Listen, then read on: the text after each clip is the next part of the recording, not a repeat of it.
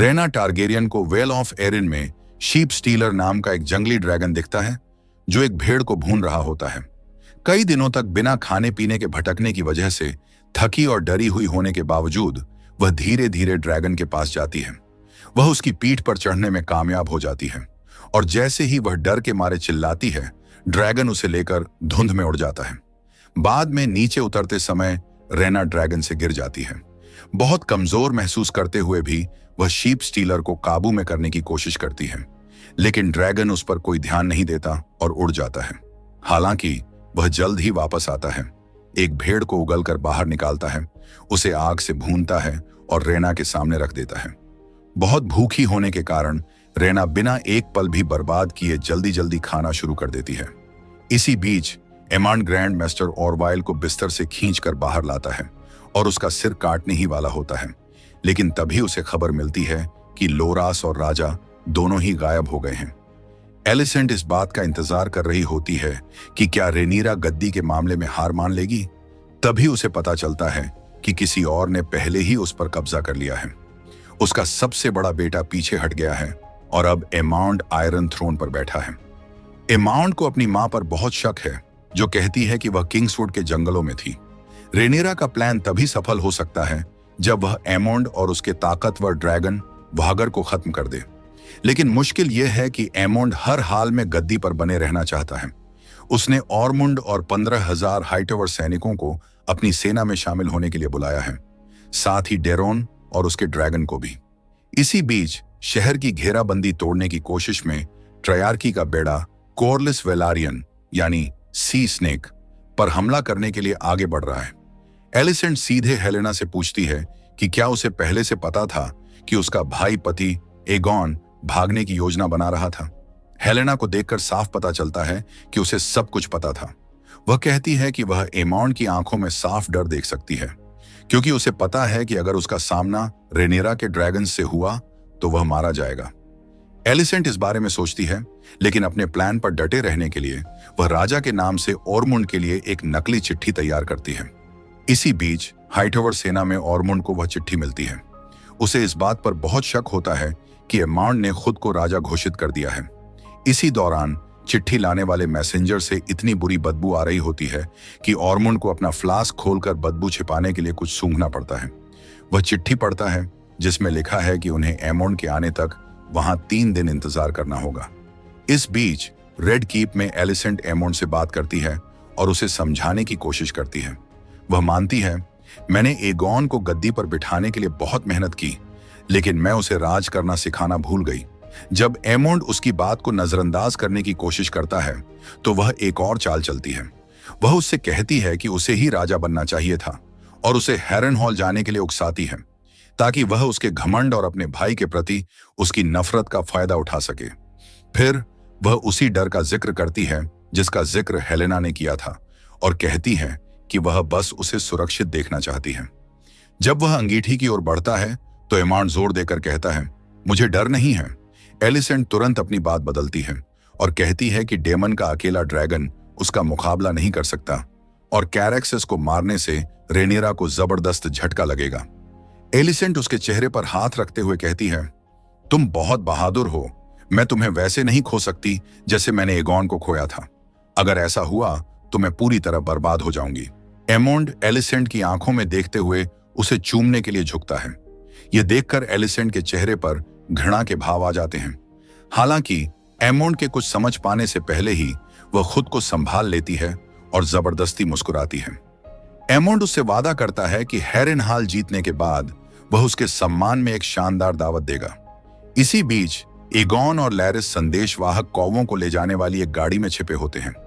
Aegon छिड़कर कहता है, मैं एक बेमतलब का राजा हूं और कौवों की बीट से बना सिंहासन ही मेरी किस्मत में है। तभी सैनिक उन्हें रोक लेते हैं और कहते हैं कि वे उस नकली राजा का साथ छोड़ दें और असली रानी रेनेरा के सामने घुटने टेक दें। लोरस बिना किसी हिचकिचाहट के तुरंत एक घुटने पर बैठ जाता है, लेकिन जब ईगॉन ऐसा नहीं करता तो लोरस सैनिकों को बताता है कि वह आदमी कोई और नहीं बल्कि खुद एगॉन टारगेरियन है और उसे मारने के बजाय जिंदा रखने पर उन्हें अच्छा इनाम मिलेगा। इसी बीच रिवरलैंड्स में डेमन बेरहमी से दुश्मन की सेना को खत्म कर रहा है, वह युद्ध के मैदान में आगे बढ़ता है, लैनिस्टर सेना का सफाया करता है और लाशों को ठिकाने लगाने के लिए कैरेक्सिस की आग का इस्तेमाल करता है। ऑस्कर टली का मानना है कि जेसन लैनिस्टर मैदान छोड़कर भाग गया है और गॉड्स आई झील के किनारे हैरेनहाल के पास अपनी सेना को फिर से इकट्ठा करने की योजना बना रहा है। अचानक जंगल से एक सेना निकलती है, लेकिन ये उत्तर के लोग हैं जो ड्रैगन क्वीन के लिए अपनी जान देने को तैयार हैं। वे डेमन के लिए तोहफे के तौर पर जेसन लैनिस्टर का कटा हुआ सिर लाते हैं। इस बीच क्रिस्टन कोल जंगल में इंतजार करता है, जबकि उसके आदमी लूटपाट और बदसलूकी में लगे होते हैं। ग्वेन हाइटोवर कोल को यह बताने आता है कि उनके एक सैनिक ने गांव की एक लड़की के साथ बलात्कार किया है, लेकिन कोई कार्रवाई करने के बजाय क्रिस्टन बस इसे नजरअंदाज कर देता है, क्योंकि उसका मानना है कि जब तक युद्ध खत्म होगा वे सभी वैसे भी जानवर बन जाएंगे। 3 नए ड्रैगन राइडर उल्फ, एडम और ह्यू भागर के गुजरने का इंतजार कर रहे हैं और कैंप फायर के पास बैठकर बातें करते हुए समय बिता रहे हैं। अपने बचपन के बारे में बात करते हुए उल्फ बताता है कि कैसे एक मेस्टर ने उसके साथ बुरा बर्ताव किया था और कहा था कि उसमें ड्रैगन का खून है। एमोंड को मारने के मौके का इंतजार करते करते उल्फ बहुत ऊब चुका है। वह सोचता है कि जब सब कुछ खत्म हो जाएगा तो उन्हें रहने के लिए आलीशान महल मिलेंगे, लेकिन एडम उसकी बात काटते हुए कहता है कि वे सिर्फ योद्धा होंगे, यानी उन्हें घोड़े मिलेंगे, महल नहीं। बाद में जब उल्फ शौच के लिए थोड़ा दूर जाता है तो उसे एक काली बकरी दिखती है और वह डर जाता है। कैंप में वापस लौटने पर ह्यू सोचने लगता है कि क्या एमोंड को उनके आने की भनक लग गई थी और वह ड्रैगनस्टोन वापस भागने के बारे में सोचता है। हालांकि एडम अपनी बात पर अड़ा रहता है कि उन्हें अपने आदेशों का पालन करना ही होगा। अचानक उन्हें चट्टान के किनारे एक रहस्यमयी सींगों वाला इंसान जैसा जीव दिखाई देता है, जिसे देखकर वे डर जाते हैं। इससे पहले कि वे वहां से जा पाते, एलिस रिवर्स वहां आती है और उन्हें बताती है कि जब वे वहां बैठे हैं तब ड्रैगनस्टोन में लड़ाई शुरू हो चुकी है। जब वे पूछते हैं कि वह कौन है तो एलिस बताती है कि वह एक चुड़ैल है। उधर ड्रैगनस्टोन में रेनेरा इस बात को लेकर उलझन में है कि एलिसेंट का प्रस्ताव असली है या कोई चाल। उसका बेटा जेसरिस मानता है कि यह पक्का एक जाल है और उसकी काउंसिल भी उसे एलिसेंट पर भरोसा न करने की सलाह देती है। तभी बेला काउंसिल रूम में आती है और रेनेरा को बताती है कि गलेट के पानी में युद्ध छिड़ गया है।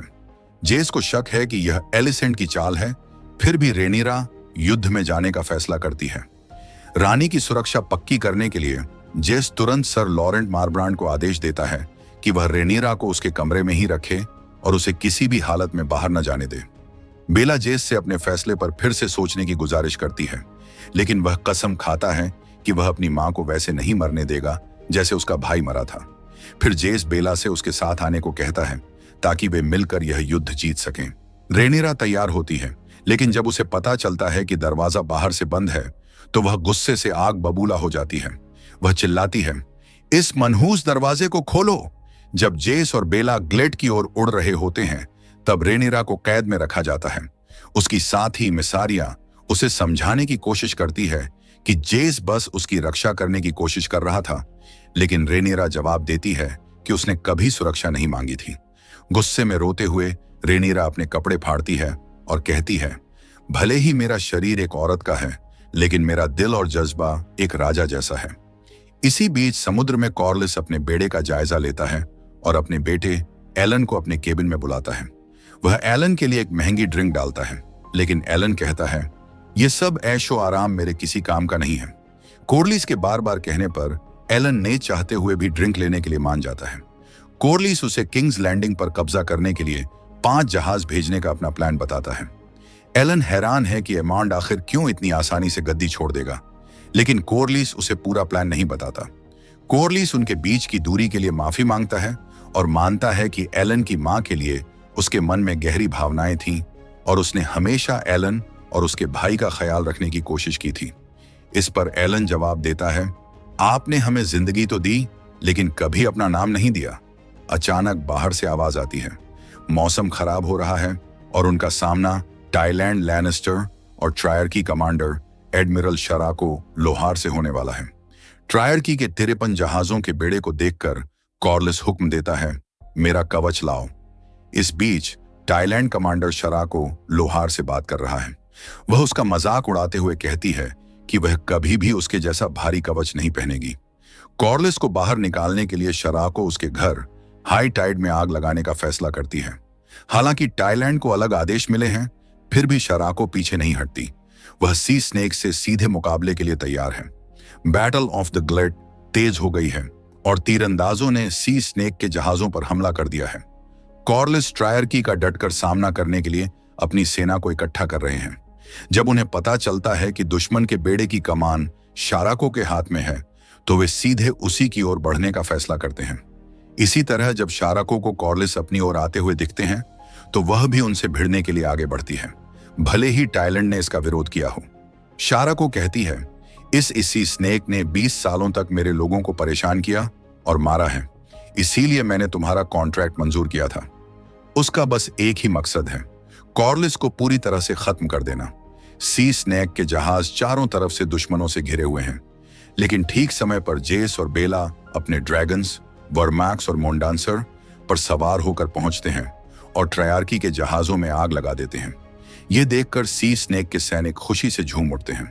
कॉर्लिस शाराको को ड्रैगनस्टोन पास की ओर लुभाने का प्लान बनाता है, ताकि कम होते ज्वार का फायदा उठाकर उसका जहाज उथले पानी में फंस जाए। हालांकि शाराको के आदमी अपने बड़े भालों से वर्माक्स को फंसाने में कामयाब हो जाते हैं और ड्रैगन को समुद्र में नीचे खींचने लगते हैं। अच्छी बात यह है कि बेला का ड्रैगन मुंडांसर वहां पहुंचता है और वर्मैक्स को आजाद कराता है। कॉर्लिस अपने जहाज को उस संकरे और खतरनाक रास्ते से ले जाते हैं, जबकि शराको का जहाज ठीक उनके पीछे पीछे चलता है। कॉर्लिस को पता है कि उस तंग जगह से जहाज को निकालने के लिए क्या क्या करना होगा, और उनका कैप्टन उनके आदेशों का ठीक ठीक पालन करता है। इस बीच शराको के लोगों को समझ नहीं आ रहा कि उस रास्ते से कैसे गुजरें, लेकिन वह उनसे बस सी स्नेक का पीछा करने के लिए कहती है। आगे चलकर पानी खतरनाक हद तक उथला हो जाता है, जिससे स्थिति बहुत जोखिम भरी हो जाती है। यह देखकर लॉर्ड कॉर्लिस खुद कमान संभाल लेते हैं। जैसे ही वे उस खतरनाक रास्ते से सुरक्षित बाहर निकलते हैं, कॉर्लिस के लोग खुशी मनाते हैं। हालांकि उन्हें लड़ाई में फिर से शामिल होने के लिए तुरंत ग्लेड लौटना पड़ता है। इस बीच शराको अपने जहाज को हल्का करने के लिए भारी सामान को समुद्र में फेंकने का आदेश देती है, यहां तक कि वह टाईलैंड और उसके लोगों को भी समुद्र में फेंकवा देती है। कॉर्लिस को एहसास होता है कि शराको का जहाज हल्का और तेज हो गया है और अब वह ठीक उसके पीछे आ रहा है। शराको जहाज पर चढ़ने की तैयारी करती है और कॉर्लिस अपने लोगों को लड़ाई के लिए तैयार करता है। इसी बीच रेना अपना घर देखकर बहुत खुश होती है और शीप स्टीलर से कहती है, हम पहुंच गए हैं।